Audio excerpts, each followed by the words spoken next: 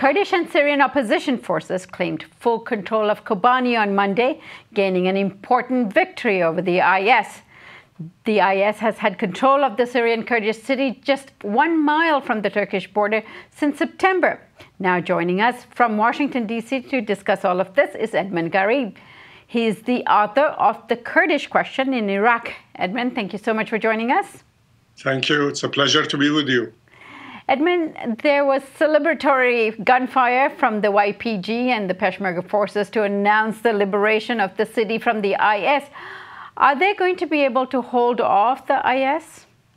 Well, I think the chances are good. They have pushed the Islamic State from and the majority of the town. There are apparently some pockets that are still left, but it's generally believed that they were going to be expelled from those pockets, according to some of the local forces who are operating against the Islamic State. And I think the chances are good that they will be able to hold on to the city.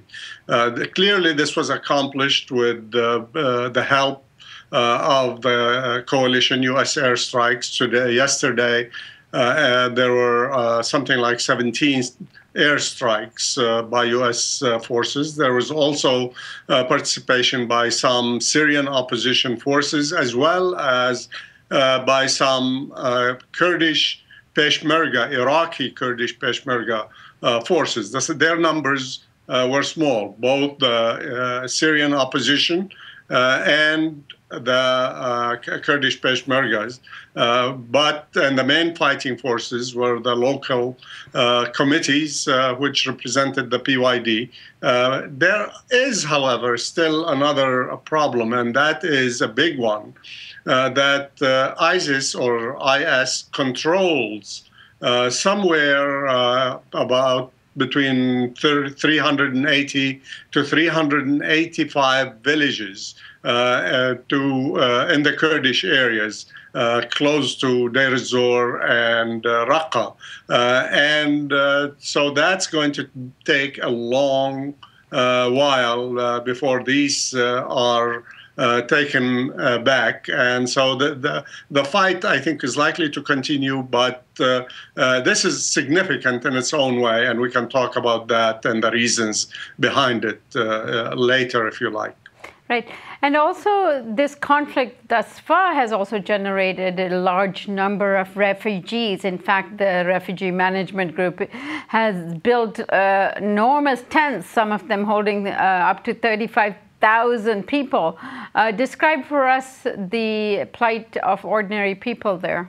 Well, the plight of the people has been it's been very hard, very severe on them. We have seen many people leaving their town, the village. In fact, from what I have been hearing, is that most of the local population left the town, and they are living under very difficult circumstances. And the weather also is not helping, has not been helping. And it's taken a long time. I mean, if you remember, this is probably something like almost 135 or 136 days since the fight has started. And usually it's the civilian population which ends up paying the heaviest price. And that's what's happening in this case. Right. And Edmund, earlier when I asked you, will they be able to hold the IS off? Part of the reason for asking that question is because of the complexity of the forces on the ground locally that had to come together in a coalition to actually fight them off. So what are the political character and dynamics on the ground? Well, I think what we have seen is that there is a coalition, as you correctly pointed out, has come together. This coalition represents a number of groups. The main group is the PYD, which is a political organization, probably the strongest of the Kurdish political groups, the best armed, relatively speaking. It is the one also that was first to move to help the Yazidis in Iraq after the attack upon them by the Islamic State. And that has been the major fighting group in Kobani, Ain al-Arab.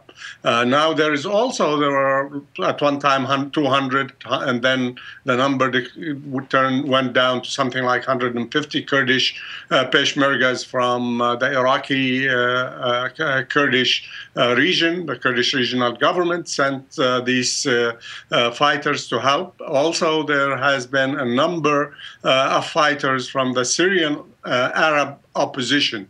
And they, again, the numbers are small. I don't know the exact number, but hasn't been that high.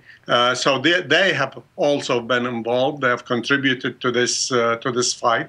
In addition, I think, of course, you also have the international coalition, which has been launching some strikes, providing some support, also sending ammunition and other supplies to the fighters in Kobani.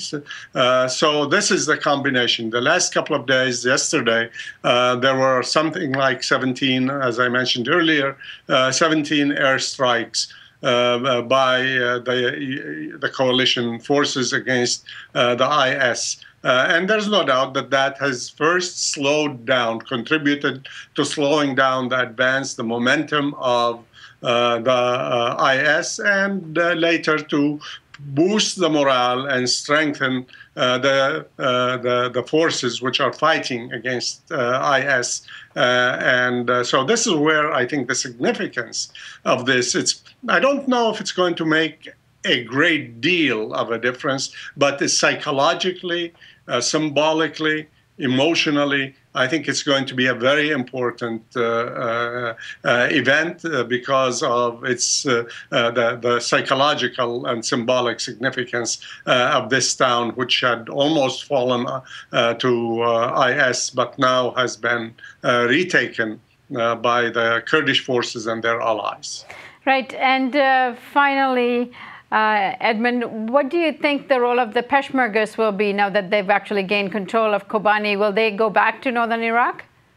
I think a great deal will depend on where do they go from here. I think if the fight goes to reclaim some of the villages, I think we're likely to see at least a symbolic presence, Peshmerga presence will continue. But I think the main fighting, again, is going to be done by the PYD. And perhaps we might begin to see also other elements. There has been recently some meetings have taken place. One meeting was under Masoud Barzani, the president of the Kurdish regional government. And this group has brought together a variety of Kurdish groups, plus Syrian groups who are supporting the Kurds, fighting alongside the Kurds, plus some Arab tribes. And there's talk that a new coalition may emerge. And if that happens, I think that would be very helpful in trying to regain control of those villages and small towns. Right. Edmund, I want to thank you so much for joining us and giving us this quick update, and we are looking forward to further analysis from you in the coming days. Thank you very much. And thank you for joining us on the Real News Network.